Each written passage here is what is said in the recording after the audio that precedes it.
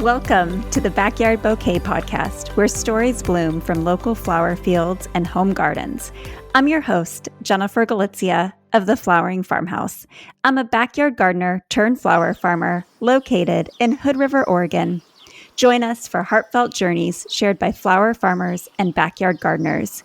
Each episode is like a vibrant garden, cultivating wisdom and joy through flowers. From growing your own backyard garden to supporting your local flower farmer, the Backyard Bouquet is your fertile ground for heartwarming tales and expert cut flower growing advice. All right, flower friends, grab your gardening gloves, garden snips, or your favorite vase because it's time to let your backyard bloom.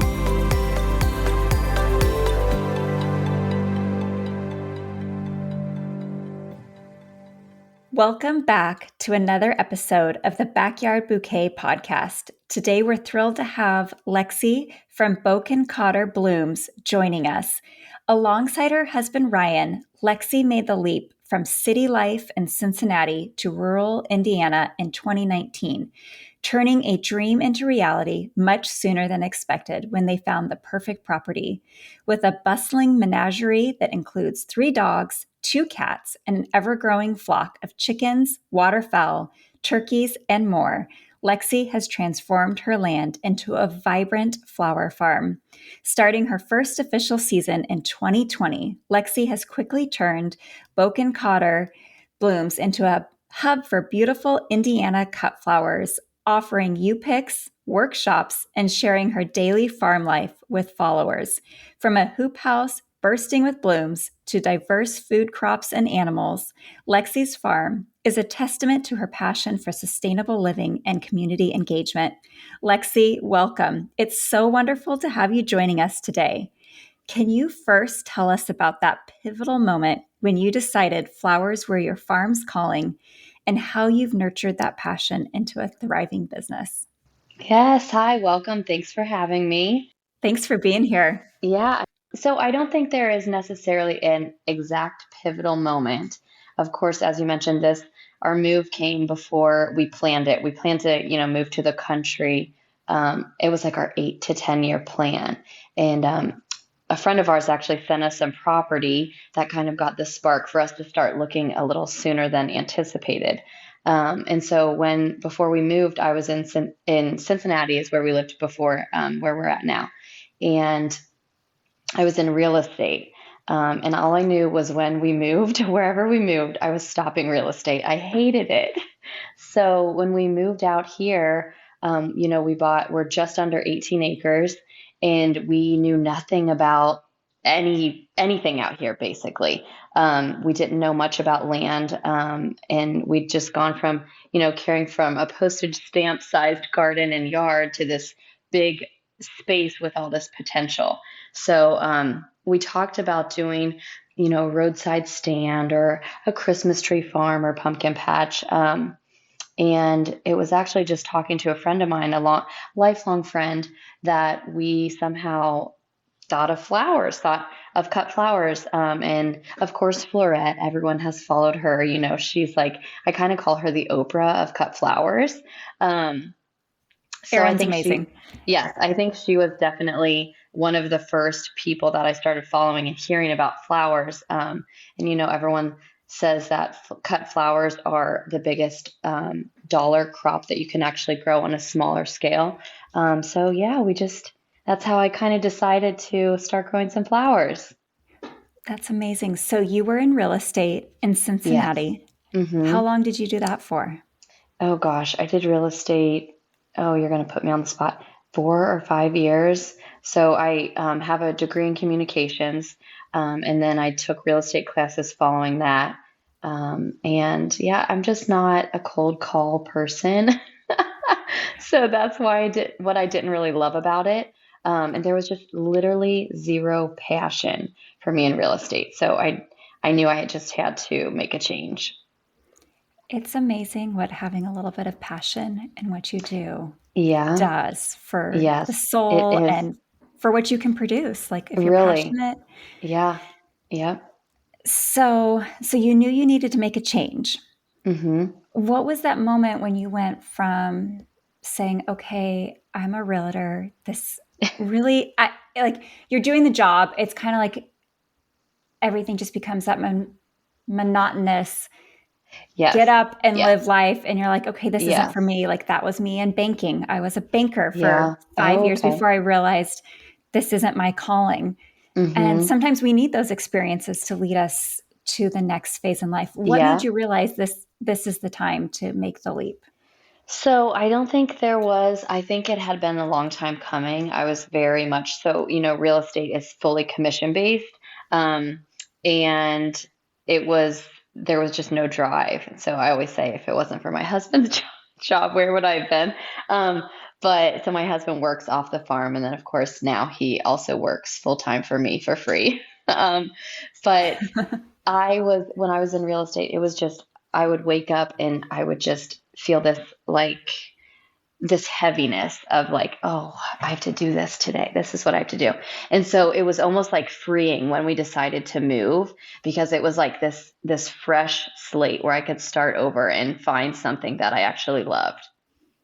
So was it because of your real estate background that you found this property? No, actually, not at all. It was a friend of ours sent us a property in Indiana and said, just out of the clear blue sky, and just said, "Oh, this would be like fun for you all." And then that just sort of lit a little spark, if you will. And my husband, he's the one who found this place. He started looking, and it was almost a joke at first. He would send me listings, and I'm like, "What are you doing? This isn't. We're not moving." And then we don't have kids, so we had nothing to kind of holding us back, I guess. And we had kind of the mindset of, now's as good as time as any. What if, tomorrow's not promised? So we just kind of decided to just do that leap. I love that. One of my favorite things whenever I'm feeling like, can I do this or should I do this? It's like, why not? Why not me? Hmm. Why not now? And it sounds like you kind Yeah, of had truly. that mindset of Hmm. why not? Yeah, truly. So, did you see this property and just say, this is it? Or did you have to go No. experience the 18 acres? Yeah, so we had never heard. So our town is called Dillsboro. Now we're right on, different areas have small little subdivisions, or, little towns within towns. We're on the cusp of Dillsboro and Farmers Retreat. And so our address is Dillsboro, but everyone around here calls it Farmers Retreat. They say, you don't live in Dillsboro, you live in Farmers Retreat. So we actually came out and looked at the property, I think 4 or 5 different times. A couple times we actually even just drove from Cincinnati out here to see. We'd never even heard of Dillsboro. I didn't even know what it was, basically. And so we did the drive several times to see if it was something that was realistic for us to do. I think we looked at the property twice before we put an offer in. Yeah. So, So, what appealed to you about the property? I mean, going from big city life to a yeah. town that you had never heard of, there had to be Yeah. something that you kind of looked at it and saw a vision. Yeah, so I think it checked. This is what we say. We say it checked a lot of the boxes. It was there was actually we're fully surrounded by cornfields here, and then we are kind of smack dab in the middle. And so there was actually wheat growing on this property when we bought it, and we live here as well. So our house is here, and then everything else was wheat. And I think it was just that there wasn't. I didn't look out in the fields and picture anything. It was just the fact that there was endless possibilities, I think. Just and just such a change from what we were used to. That's a total change from Yeah, city yeah. life and city living. So, you put in an offer, and how quickly did you make the transition then from city life to 18 acres? Oh, well, I think it's about 30 to 45 days from when get your offer accepted to the end deal. But so that would be August of 2019 is when we actually moved here. And I think it was pretty quick. Just we just moved. I don't know. We're kind of people who do things. Um, if we know what we want, we're just like, well, let's just go and do it. It was sort of that mentality. Yeah, I think actually the biggest change was probably for my husband. He was still working in Cincinnati. And so he was the one commuting. So for me, I kind of just got plopped into this. Things were overgrown and don't look anything how they do today, but kind of just this oasis almost. Yeah, that had all this possibility.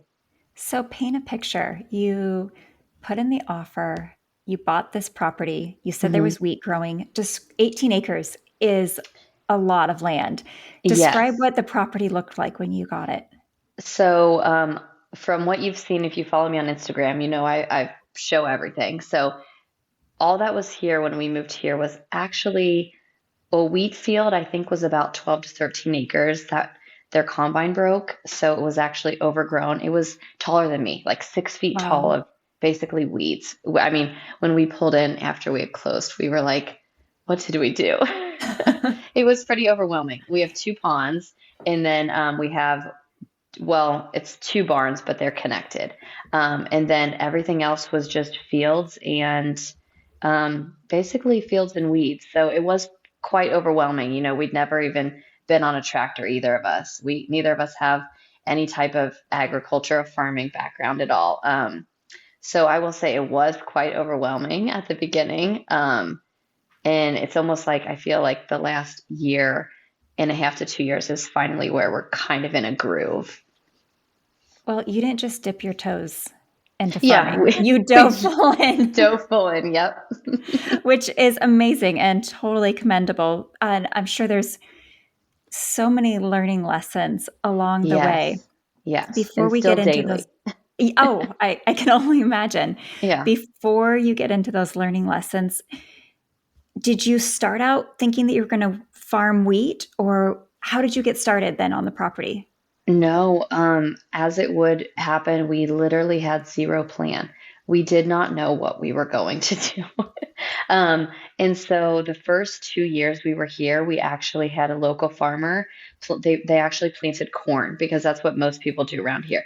They do corn, and then the next year they do soybeans and the monocrop culture, which is just so that's a whole nother thing. But that's what they did. And since we did not have a plan and did not know, we almost felt like that was, I guess we felt like that was our best option. So we did have a local farmer. The first 2 years they planted corn because we were just like we didn't know how to take care of the land. We were like, let's figure out this flower thing first, and then maybe we can figure out the rest.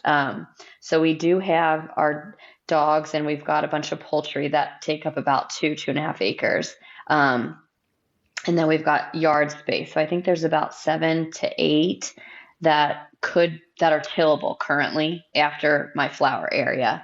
And then the last 2 years, we have just kept it brush hogged, and we have started doing cover crop in increments because, of course, we just have a small tractor.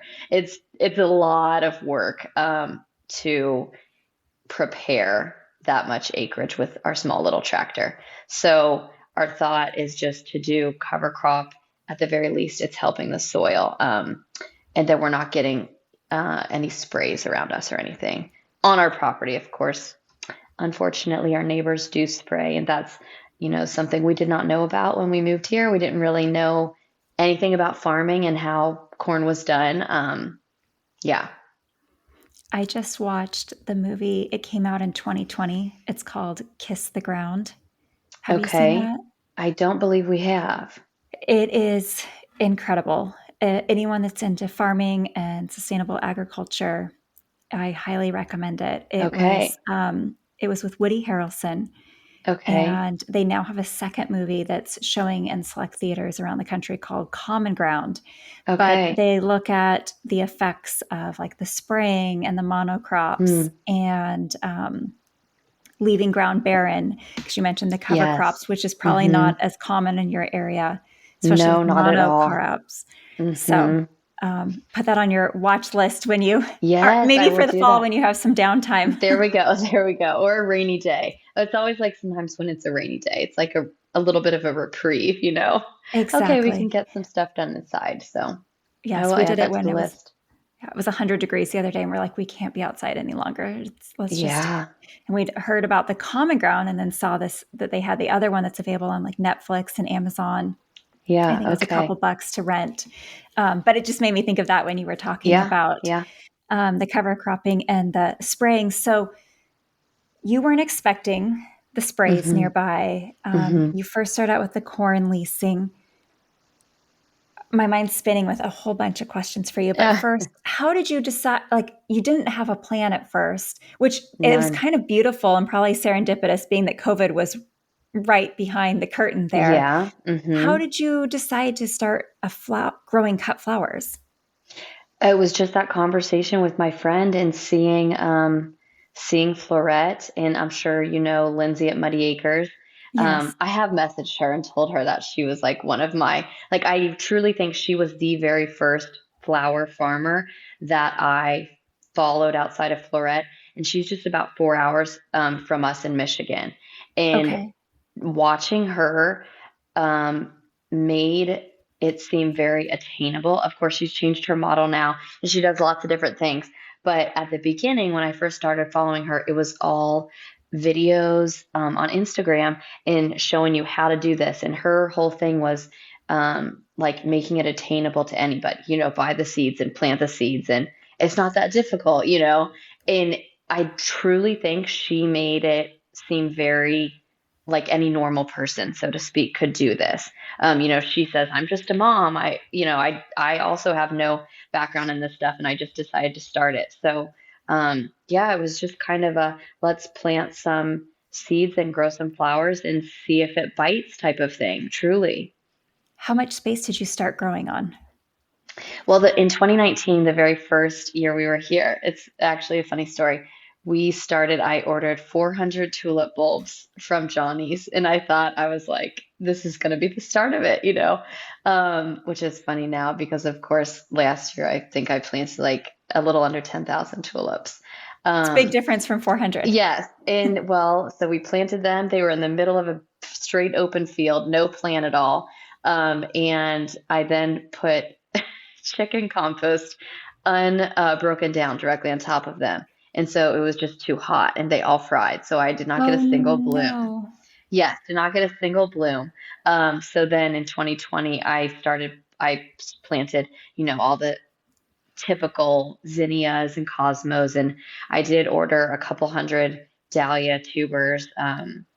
And yeah, So you didn't give up after killing a few plants. no, I did not. I actually have a saying that I say it to a lot of people. I say, I kill just as much as I grow.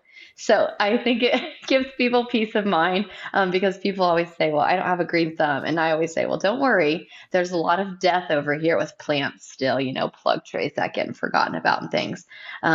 Yeah, but no, definitely did not get discouraged after the death of those poor 400 bulbs. I think all of us have a few dead plants here and there. I Yes. sadly have a few dead trays that I'm looking Hmm. out at as we're chatting, looking out the window going, Yeah. I've got a couple sitting on my porch that should Wow. have gotten planted about 3 months ago and I know. pretty Well, crispy it's like now. there's only so much time. We can only do so much. It's always like when you're starting the seeds, you have the very best of intentions, and then Totally. you just get behind. Yes. So how much space did you? So 2019 was small, big learning Yes. lesson, expensive Yes. learning lesson, but that Mm-hmm. didn't get you down. And you Right. decided to give it another go in 2020. Mm-hmm. How do you remember how much space you started on with those cosmos and zinnias? I'm not, I'm a terrible person at knowing space amounts, but I rolled out all of the Sunbelt fabric and everything was planted in there. Of course, I think I grew about as many weeds as flowers as well that year. It was a very small space, bigger than a backyard garden, I would say, but still pretty small. I did a couple farmers markets that year, later in 2020. But of course, that was COVID. So that started with I was posting on Facebook and Instagram and doing little porch deliveries. So people would order a bouquet, pay through Venmo, and then I would drop it off on their porch. So it was enough to fulfill. It was enough to fulfill that and get the idea that okay, people will purchase flowers if I make this a bigger operation. Which is so helpful to know that you have a Hmm. market, because I think a lot of people will plant things not knowing Hmm. if they can even sell them. And that Right. can be a very costly mistake. So you tested the waters. Yes. Definitely. Right. Mm-hmm. and found out that you do have a market to sell to. Mm-hmm. So that was 2020. And then Yes. 2021, you decided to scale up. Is that what happened? Yes, and I did started to do a bunch of farmers markets, and then I actually did do one or two weddings in there, very small. Don't think of a wedding with a huge floral arch. That was not me. Still is not, but I did a couple weddings, and then I do a lot of bulk buckets where people can purchase, stems for events in bulk. And then the last 2 years, I think, have been where would like to be outside of markets. I do still do one farmer's market here it's actually in Lawrenceburg, which is about 25 minutes from us. But otherwise, I'm doing a lot of on-farm events now. So I host events in my greenhouse, and then I do a lot of U-picks, a lot of tailored events. So they're a little bit, I'll say, fancier or nicer than just come and cut your flowers. I do just have one over the weekend. And I have some other vendors come out, and I usually provide wine or seltzers and some small fancy bites. I always usually make a big charcuterie board. And I think I like having people here more than kind of bopping around, at markets and things. Yeah. It's nice when you don't have to lug your flowers in and Yes. out, especially Yes. because markets, I did one season where we had it was when I was first starting, it was called the community table, where you couldn't commit to the whole season, but you could pop in and out Mm, of markets. okay. But the tough thing was you couldn't have your own setup. You shared a table. So you're lugging in buckets and you can only take up so much space. And then Oh, you have limited interesting. setup space. It was a really cool concept, probably more for one day I shared the table with a lady that has some fig trees. And she had the most Okay. amazing figs that she was selling at the market. And it inspired me to plant my own fig tree that now gives us a couple Okay. hundred figs this season. Oh, wow. That sounds Um, good. so it was a nice way for someone like that. It really wasn't intended to move flowers. Yeah. But nonetheless, it was a lot of work to get to market. It is. Yeah. Yep. It So, definitely is. And last year I did way too many farmers markets. I was doing like 3 and 4 markets, oh, wow, and just me. So I that's have a one lot. gal who works for me this year, but I am always the one who does the markets, and it is a big commitment, especially a weekend market. Um, yeah. So this year my goal was to cut back all but my most successful one, and that's actually the one closest to where we live in Lawrenceburg. Um, and then everything else this year is going to be or is, I've got subscriptions and then events out here. So you have a UPIC on farm events. You said a Hmm. CSA subscription. I do subscriptions, yeah. Am I missing any part of your business model? The markets, let's see, Oh, we've the got market. That's right. the markets, subscriptions, U-Picks. I do workshops through the winter in the greenhouse. I do a couple weddings a year. Yeah. So you're pretty diversified. Can you tell us a little bit about the on farm events that you do? Like you said, you just did one this Yeah. weekend. What did you do? Hmm. So it was a U-pick, and then I had a couple vendors come out. So I had a permanent jewelry gal come out, and then someone who does a traveling hat bar. So think Oh, like Western inspired hats, and you can um, put your own little decorations on them. She's got charms and ribbons and branding. And so I had her out. I did her last year in the summer and the fall, and they're like my biggest event here. And then so she came last weekend, and then I'll have her again in the fall. But it gets a little chaotic trying to keep up with the people because some people will start doing the hats and then 3 people want to start on flowers, so I will set them up with the flowers, give them the little tour, and then there'll be another group, and so it's a little choppy. I think that's why I've sort of lost my voice a little bit. There's a lot of talking and repeating, but that event is really fun. So it's a 3-hour event. You can come anytime within those hours, and then what they're paying for is they're paying for their jar of cut flowers, and then they just pay each vendor if they want to purchase something. But I think my favorite event is, I call it my golden hour you pick. That's a little bit higher of a cost. You get a nice keepsake vase, and it's usually smaller groups of between 10 and 20 people. And I make some fancy little foods, finger foods, and I always do a big charcuterie. And of course, I incorporate the edible florals on there. And then I let the people come out. It's always at sunset.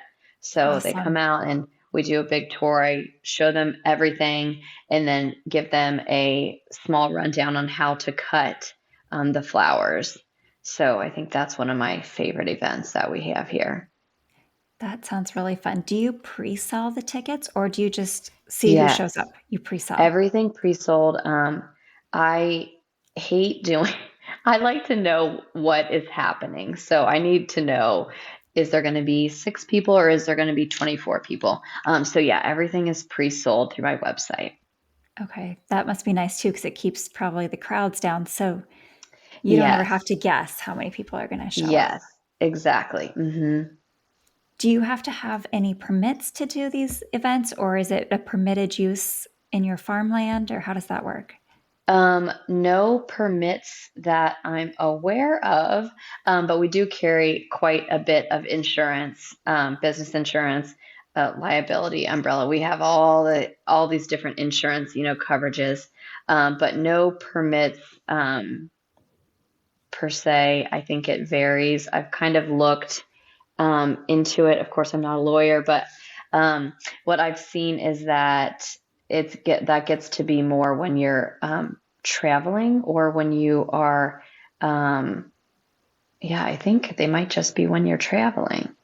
Okay. So, yeah, if there is supposed to be something, I I'm know not aware of them.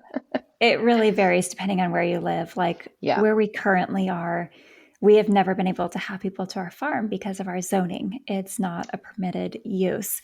We've Okay. been looking at farmland, and here it's called EFU land, exclusive farm use. And so in Okay. exclusive farm use, you have permission to have an on-site U-pick, and you can have events with the U-pick, but the second, like you want to do weddings, that's a permitted process.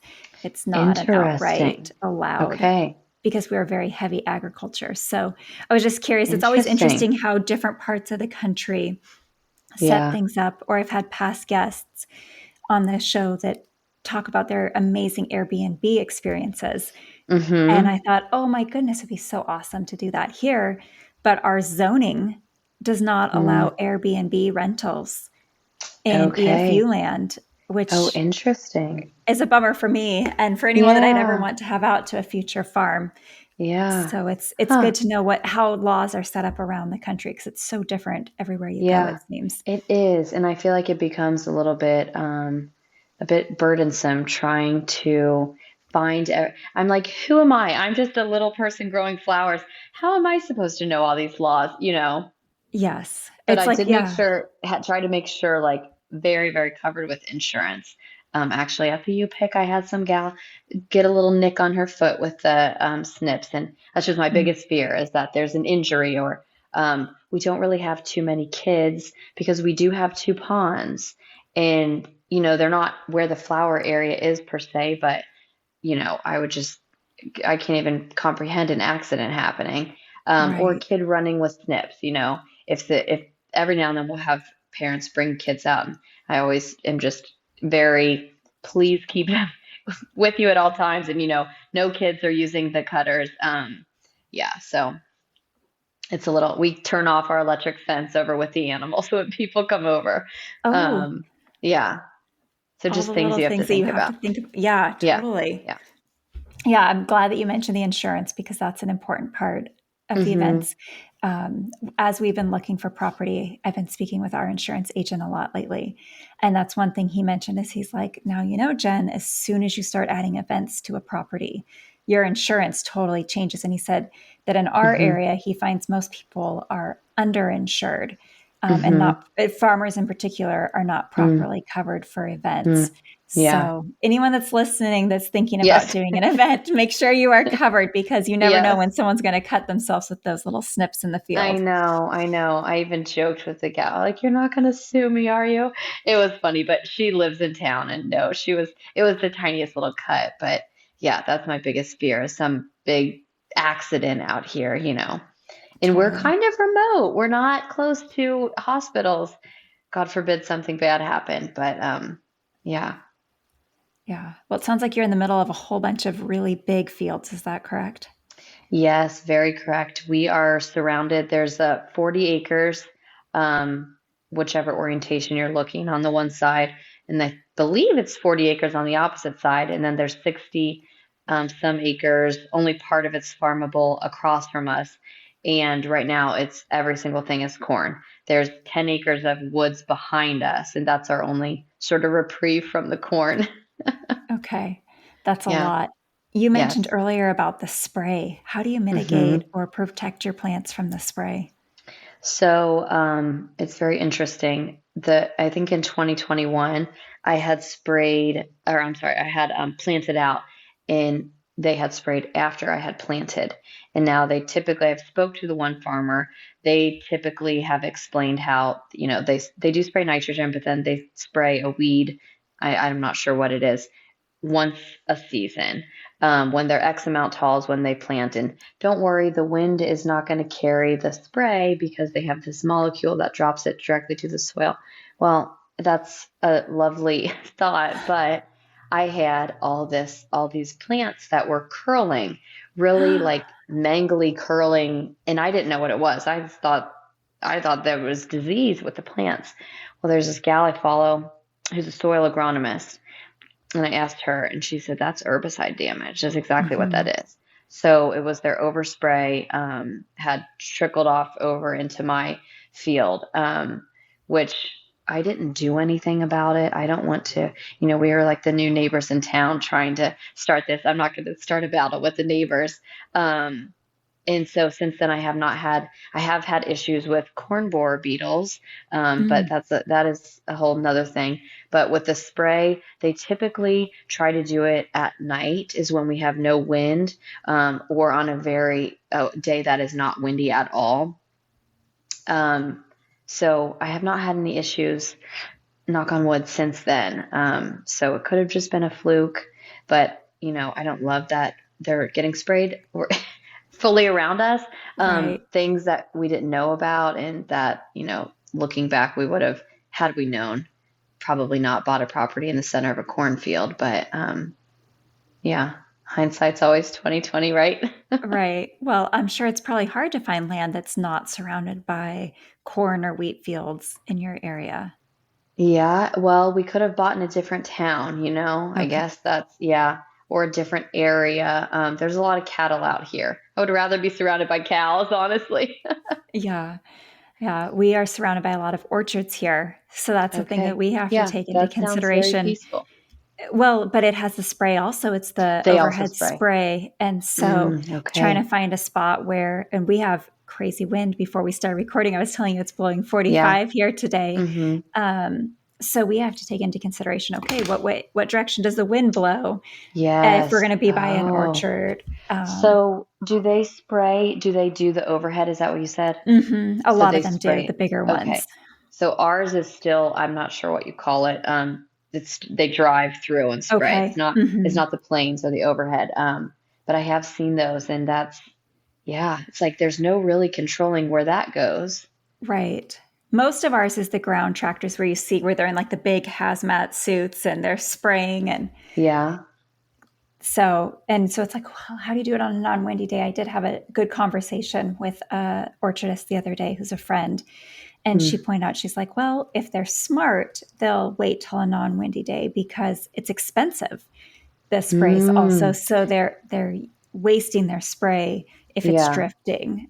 Yeah. So I hope you don't have that problem Yeah. again. I But hope I not. feel like I'm seeing a lot of herbicide damage on photos. I'm not Mm. personally, thankfully, but I'm seeing pictures on like the dahlia growers Facebook groups where Mm. people are saying it looks like I've got herbicide damage this year, Yeah. whether it's coming from the compost or Yeah. sprays. Because I mean, Roundup and all of those things, if you're spraying that in your garden, if it even in your own Yeah. personal garden, it can drift and affect your Yeah. plants. So Definitely. not to bring the conversation down, let's talk about something a little more cheerful with this. You Yeah, have animals on your property we and 2 do. ponds. Tell us more about the rest of your property also. We do. So we have a pond actually directly in front of our house. And when you're pulling in, the driveway kind of veers around the front pond. And then we have a pond in the back, which is quite a bit bigger. And the front one we keep pretty well maintained because everyone sees it, right? Uh-huh. The back one is less desirable. It's really pretty for photos, very pretty, good fishing. But Oh, you have weeds fish in have, the pond. oh yeah, and lots of snapping turtles. So that's a little tricky with Oh, the ducks and geese. But but yeah, it's the back one is a little untamed right now. But you mentioned we have 3 dogs. We actually have a 4th dog now. So we have 2 dachshunds and 2 Great Pyrenees who are the oh. outside, and they sort of watch all of our poultry. We actually had goats when we first got the dogs, and we quickly found out we were not goat people. So the dogs now watch the poultry. So we've got chickens and ducks and geese and a couple barn cats. So out of curiosity, why are you not a goat person? So I think because goats are just goats, they're jumping and they're constant screaming and they're nibbling on stuff. But the biggest thing was the escaping. They, I mean, we tried so many things. I think we also got the wrong breed. We started with Nigerian dwarfs, and they were so small they could fit through just about anything. Oh no. Um, and so we started them on hot wire, and because that's how just the property was, set up, the little pasture area. They got out and they ate plants and they ate our berry patch and they just chewed on wood. They were just destructive little critters. Oh my. So yeah, we found them a new home. Yeah, and so now we just have all the poultry. I've always thought that goats would be helpful for things like blackberries that grow all over around Mm, here. But that was my yep, biggest fear is them eating the yeah. plants. Well, and that's the thing I did not know when we got goats. They say goats are browsers and that sheep are grazers. And so I think, thought it the opposite way. So we just have fields. We don't have anything for them there's no brambles, there's no trees to climb up onto and pull branches down. They were probably truly bored. We probably should have got sheep. But now you have lots of birds. Yes, now we have all the birds. We actually just sized down. We had about 65 chickens, and we got rid of about 30. It was just getting to be too much.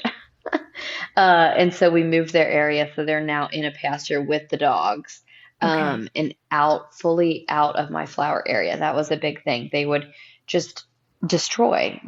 That's just chickens. They scratch and they destroy and they dig up new seedlings.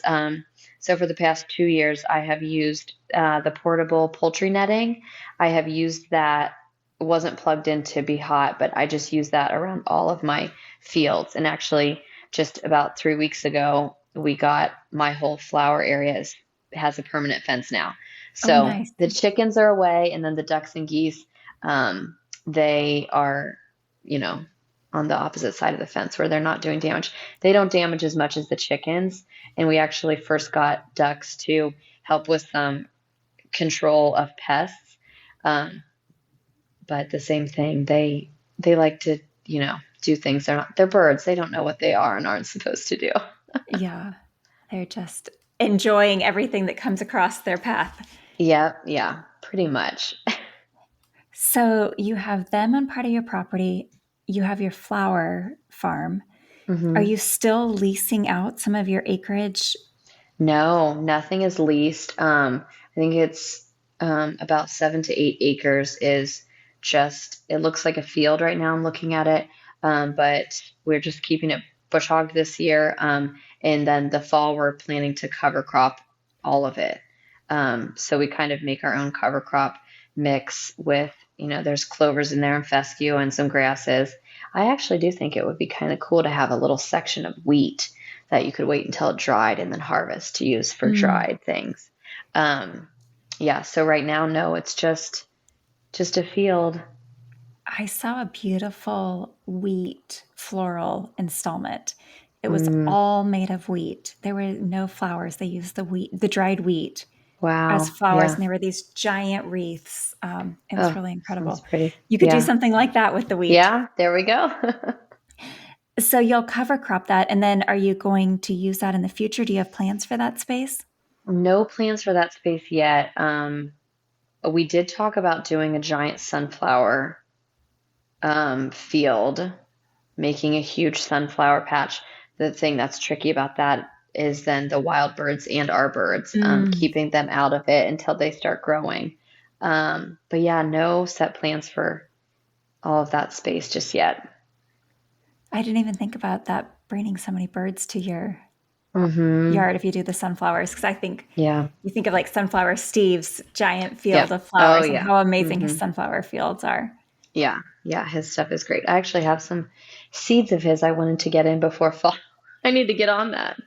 Me too. I have some I need to plant this week of his. I was going to plant them on the edge of my property line so that people can Yeah. walk by and enjoy his blooms. Oh yeah. So pretty.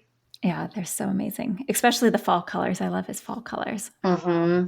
Yeah, I've not grown any yet. So Oh, I've got two little prized packets I was going to put in our garden area. So oh, awesome. You're yeah, going to love them.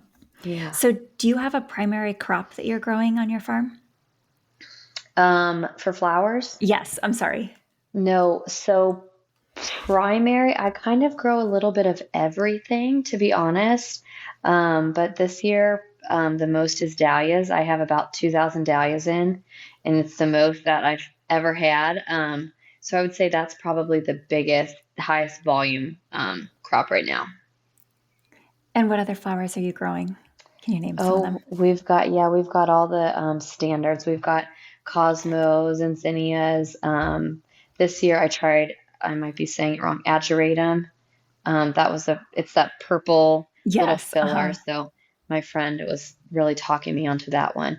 Um, and then all my zinnias this year, for the most part, I only did the Queen Lime series. Okay. So I've got those. And then this year I added some trailing amaranth. I've not tried that before. Um, so I've got that going on. And then, of course, all the dahlias and then lisianthus. Um, yeah, those are some of the favorites. Strawflower, my strawflower is doing so horrible this year. Oh I think no. it's the heat. I don't know. Last year it was like waist high, and this year it's like not even to my knee yet. And I'm like, it's already the end of July, so I don't know what's going to happen with those. But it's just sort of a bummer about that. But I found straw flowers so hit or miss for me. I'm just the opposite mm, of you. This year, mine is like up to my chest. oh, And I've never gotten it above my knee before. Like I was ready to mm, throw in the towel. And so I said, okay, this year I'm doing one tray. And I planted it several months earlier than I normally do. I think I planted it in March. yeah, and And it's doing great. yeah, it took forever to take off this year, but we were so cold and wet. And now it is bigger than I've ever had the straw flower. So I don't know Wow. if it's just Mm, the temperatures that are causing yeah. both of us to have these different extremes with it.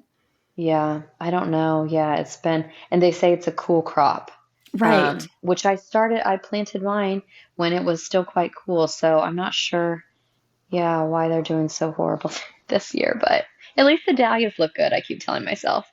Are your dahlias blooming already? They are. Oh, you're There is lucky. like thousands and thousands of buds out there, and I've been cutting off them for probably 3 weeks Oh, already. wow. Yeah, and they haven't hit their full explosion yet, but they're looking so good. Oh, that's amazing. Yeah. And are you selling those to florists also, or do you just do the U cut? So I do have a couple small florists here or there, but I don't have. Actually, I was just listening to your episode with Heather Kane. I'm actually one of her subscribers, but I would love to have more florists like she has. I just feel almost like I don't know how to quite break into that um, little market just yet. Um, but I have thought about it. So for now, it's just they're all going to my market bouquets, and you pick customers. It's really nice when you can sell to florists, when you can just unload. or unload a lot, offload a ton of a flowers at ton. once. Yeah, I think I know. There is a little florist in town as well. I'm like, I think I need to, so it's so many plants, that's so many blooms. I think I do need to make some, get back to cold calling, I suppose. Yes, bring a little bucket. Yeah. That's how I got my start with the florist. Is I cut a Okay. bucket and I took like one stem of everything I grow and just dropped it off and said, I just want you to see what's locally growing here. Okay. Okay. That's a good idea. And some It's a good florists tip. take a little bit longer of visiting. You have to visit them multiple times. Hmm. But I found that most florists, once they see how fresh your flowers are, Yeah. it's a pretty easy cold call. It's a little bit easier than the Okay. cold calling of real estate. Of real estate. Okay. Okay. Well, thank you for that. Yes. And you're selling something beautiful. So Yes, that is true. People, it, that is the one thing about real estate. Sometimes you were giving people bad news. You were giving them a low offer. You were giving them, this is the cost you have to bring to closing. Where with flowers, there's really no bad, everyone is happy to get flowers. Everyone is happy to buy flowers. So that is the one good thing. It's not a lot of negativity or, bad news. I'm bringing you a bad offer. So yeah, people always love flowers, no matter the yeah, situation. They meet yeah, us at every stage of life, which is so hmm, special. definitely. Let's talk about some of the sustainability on your farm. 18 acres is a lot. It is. How are Yes. you how are you keeping that sustainable? So I have tried from the get-go. That was my whole plan, was that I did not want to spray. I was going to do everything I could to not spray with chemicals, for bugs. And there is some bugs I deal with every single year, and I still have them because I haven't done anything um, to get rid of them. That was dramatic. So one of the major things we deal with is corn borer beetles or stalk borers. Hmm. And I think they come from the cornfields that we're surrounded by. So if you don't know, they drill into your stem and it's like a little larva, and they, kind of tunnel up through your stems, and they just destroy your plants. So they get my snapdragons a lot in the Oh spring. no. Hmm. Um, and then I have seen a couple on the dahlias. So those are a big issue.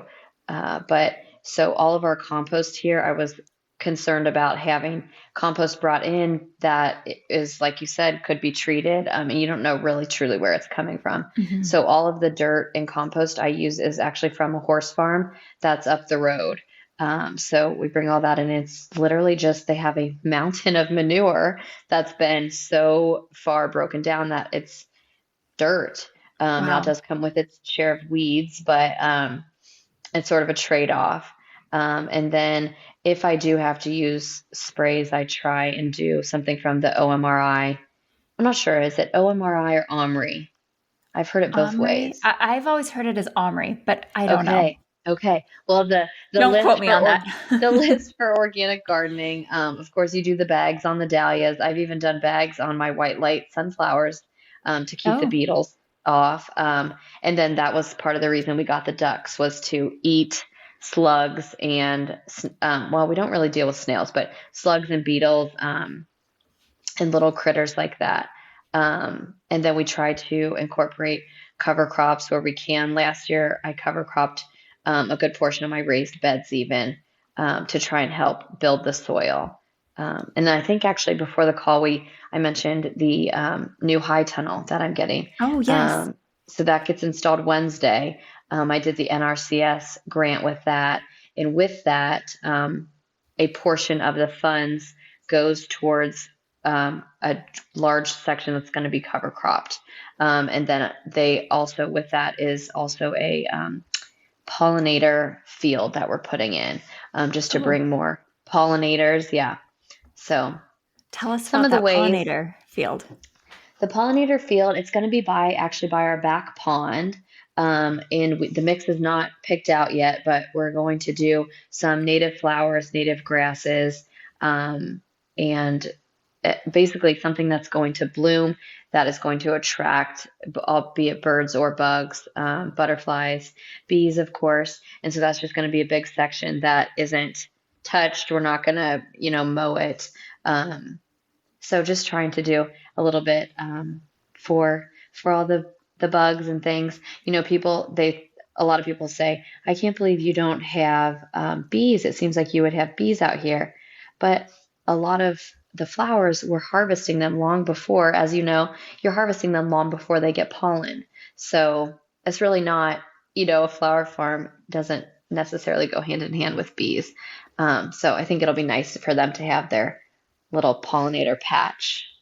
Yeah. Absolutely. And I never really thought about it, but if you're surrounded by cornfields and wheat fields, there wouldn't be a lot of bees, I would imagine, in your area, especially if those other farms are spraying. Mm-hmm. So it'd be harder for the bees to get to you. Whereas, like for me, they bring in bees to the apple and cherry orchards around us. And Mm-hmm. we have a plethora of bees. I mean, they're everywhere you look here. Yeah. I think we do. Well, I get quite a few bee and bumblebee stings. So I guess we must Oh, have a decent amount. I'm like, my husband's always like, "Oh, you got stung again." I'm like, "I know. It's like ridiculous." But no, we do have quite a few. We have a big well, it's okay. actually smaller this year. We have our own vegetable little patch, and I've never had an issue with anything being pollinated. So I guess we have at least enough for that. Well, and there's so many different kinds of pollinators. I have this True. video that I keep meaning to put together. We went to Costa Rica in November and we visited a cocoa plantation, and there were Okay. mosquitoes everywhere. And I kept getting bit, and I'm like Yeah. smacking them. My husband escaped with no bites, and my daughter and I walked Oh. away just like bitten to pieces. But the guy was like, Oh. "Stop smacking them. We need the mosquitoes because Mm. they're the only thing that pollinates them down there." Mm. And so you realize that Wow, there's that's so many other interesting. pollinators other than just the bees. Just the They're bees, doing the yeah. job. Mm-hmm. And then there's the night pollinators and all different kinds of pollinators. So I'm Yeah. sure you're going to see such a diverse variety of pollinators coming to your garden and Yeah. beneficials once you put Mm-hmm. in that section of, what do we call it? You're calling it your pollinator garden? We just called it a pollinator patch. Yeah. Pollinator patch. Okay. Yep, that's just what we were calling it. Yep. Yeah. That's Um, amazing. yeah. And now one thing I did not mention was the thrips this year. I Oh, have never had I think we had such a mild winter that the pest this year has just been horrible. I did have to spray for thrips because it was that or just burn my whole hoop house to the ground. I mean, it was infested. I barely used a quarter of what I could have Snapdragon wise because you know how the little snaps they pop open and hmm. they were just multiplying and thriving inside and even the Oh. spray wasn't getting to them. So yeah, the thrips has been a big issue this year, and just it seems like a lot of things in the over winter. I overwinter my ranunculus in the hoop house, and I lost like about a third of my, maybe even a half of the ranunculus to aphids. So Mm. this season has been very buggy. So We were exceptionally cold this year, and we still are wow. having the worst number of thrips I've ever experienced. I'm in my Mm. sixth year of flower farming, and I've never seen thrips like this. Do you Ugh, do the Hybrix molasses? no, but the microflower farmer, she talks Yes. about that all the time, and I have not. That is maybe a winter project. I have not done any research on that, but she talks about that greatly. So Galena and I Does it first heard work? about it from Jenny Love of Okay. Love and Fresh Flowers, and Yep. I will say that I swear by it. Um, Okay. I need. So is I that a my is it a goal is, if anyone's listening and knows Jenny Love, I would be so honored to interview her on this podcast and have her tell her story, because she's yeah. such a wealth of knowledge when it Yeah. comes to sustainable practices in the flower farming industry. And when she talked about the Hybrix molasses, I instantly tried it, and I have not sprayed pesticide, any organic pest. I don't do ever regular pesticides, but no organic pesticides in 3 years now. And I didn't have the capacity to do sprays this spring. So I've just recently started back up my spraying, and my number of thrips is already drastically dropping just with So the Hybrix. is that you do it as you see them or beforehand? Do you get it beforehand? I do it as both, as a preventative Okay. and as a treatment. So Okay.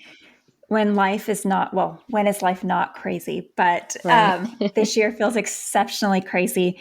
My goal is to do a bi-weekly, or every other week, Okay. foliar Okay. feeding of my dahlias. And so in my Okay. foliar feeding, I have a 10-gallon brewing system where I brew compost tea. I learned about that from Floret when I did Yeah. her workshop. And then I use a catalyst. There's a catalyst that is like basically some broken down shellfish. And I mix that with compost in my 10-gallon brewing. And then I put, I'm trying to think the exact amount. I don't have my exact recipe in front of me, but it's based on the Hybrix molasses. It says per gallon. I think it's 1 to 2 tablespoons of Hybrix molasses per gallon. So with a 10-gallon brewer, I put 10 tablespoons of Hybrix molasses in my solution. And then I also add calcium to my foliar feeding Mm. because we have so much wind that I need strong, sturdy stems, and the calcium strengthens the stems. And it's something that I Oh, for see dahlias. for dahlias. I see Okay. I very, did not very know about quick that. results Oh, with the wow. calcium. And And that's so a liquid? it's a liquid. I get an organic Okay. liquid calcium. I buy the Hybrix. It's HI-BRIX off of Yeah. Amazon. And it smells like molasses. It's a form of molasses for plants. And the plants And absorb what it does really it quickly. do exactly? I'm not a scientist, so I'm giving you this Okay. in my very layman's Yeah. terms of how Yeah. I understand it as a flower farmer using it for my farm. It raises the sugar content. And so the beer and wine industry have used this for years. I was actually talking Wow. to a farmer up in the upper valley of Hood River, and she was saying they have very low pest pressure. And I asked her about their Brix levels, and she goes, "Oh, well, our wine has very high Brix levels." And I was like, that is why she doesn't have to spray. She's not an organic farm, but she doesn't really have to spray because her Brix levels are so high. And so Wow. the when your Brix levels rise, which is the sugar content in the plant, and for anyone that's has a scientific background, I apologize because I don't. But basically, it raises the sugar levels, and as the sugar levels rise, your plant's taste becomes less desirable to certain pests. So, like starting with the Okay. thrips and the spider mites, they're going to still bite your plant, but they're going to bite it and go, "Ew, this is too sweet for me," and move And on. move on. So Okay. if you go Wow. back and listen to Galina's in my episode, a few episodes back, we talked about this and how you're still going to see the bugs in your garden. They're not going to just magically disappear. But you might see a grasshopper. If you get your Brix levels high enough, you might see a grasshopper just hanging out there, but it's not chowing down your dahlia because it doesn't Okay. taste good. Doesn't taste good. Oh, wow. I'll And have you to can really see look into that. results.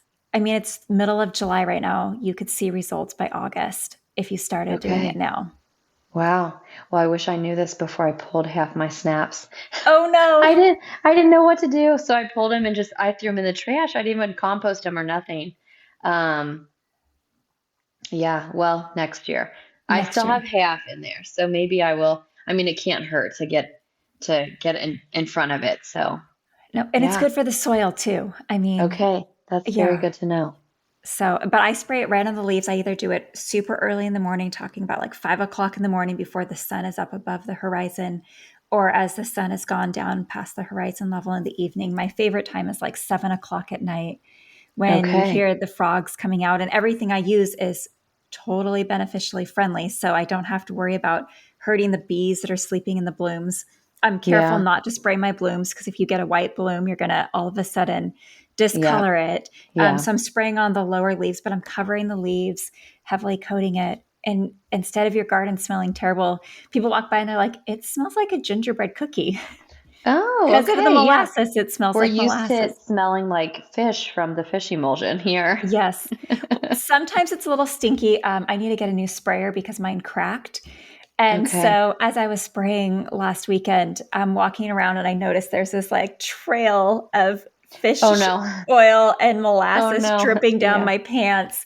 And I wear long pants as I'm doing it. And it probably looked like I had an accident or something. Oh And we're in no. a public area where people can see me. And I've got this like long stream of wetness dripping down my back. And I'm sure I know I smelled terrible because I came inside Yeah. and my husband and daughter both said, "Please go take a shower."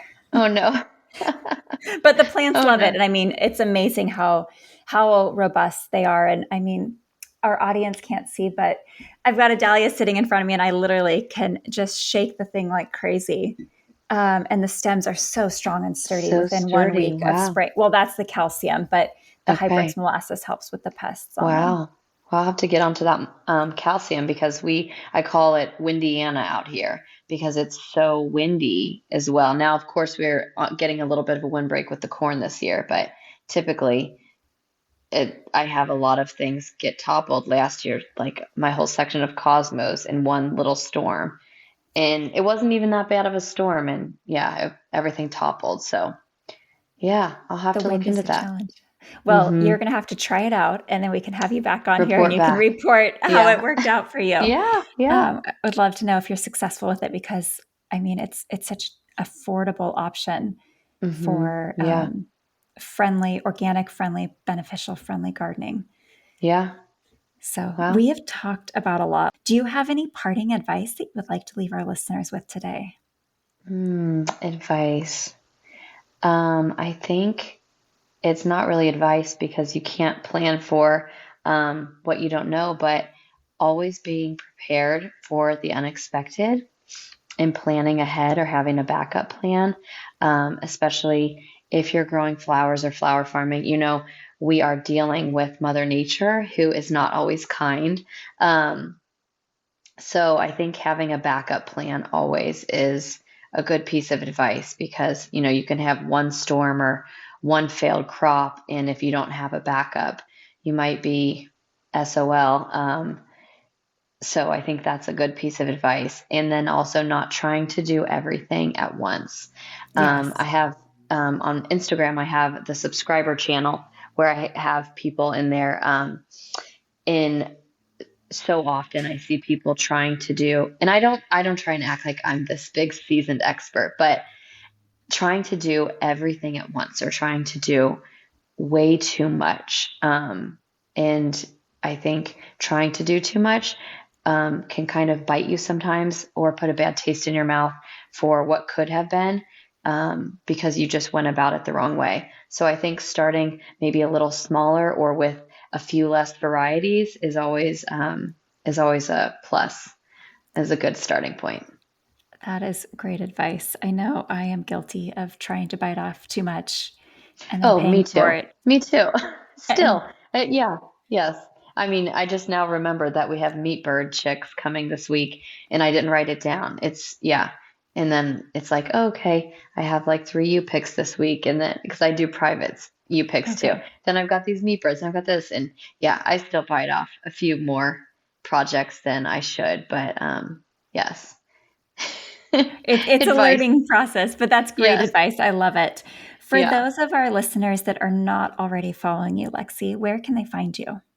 Yeah, so I'm on Facebook. It's just Bokenkotter Blooms, and then Instagram as well as Bokenkotter Blooms. And if you're local, I have my website, which is where I post. Of course, I post on all the socials too, but my website is where I post all events where you can purchase tickets to or learn about on there. Awesome. Well, it's been so fun learning about you and your flower farming journey. Thank you for taking the time to share with us. Yeah. I know this is such a busy time of year for a farmer to even take an hour out of their day. So Yeah. thank you. This was really fun. No, thank And you I so would love much. to have you back again. Yeah, thank you so much for having me. Thank you. Well, good luck with your You Pick events this week and your new birds coming to the farm. Oh, yeah. Well, thank you so much. Talk to you soon. Bye. Thank you, flower friends, for joining us on another episode of the Backyard Bouquet. I hope you've enjoyed the inspiring stories and valuable gardening insights we've shared today. Whether you're cultivating your own backyard blooms or supporting your local flower farmer, you're contributing to the local flower movement, and we're so happy to have you growing with us. If you'd like to stay connected and continue this blossoming journey with local flowers, don't forget to subscribe to the Backyard Bouquet Podcast. I'd be so grateful if you would take a moment to leave us a review of this episode. And finally, please share this episode with your garden friends. Until next time, keep growing, keep blooming, and remember that every bouquet starts right here in the backyard.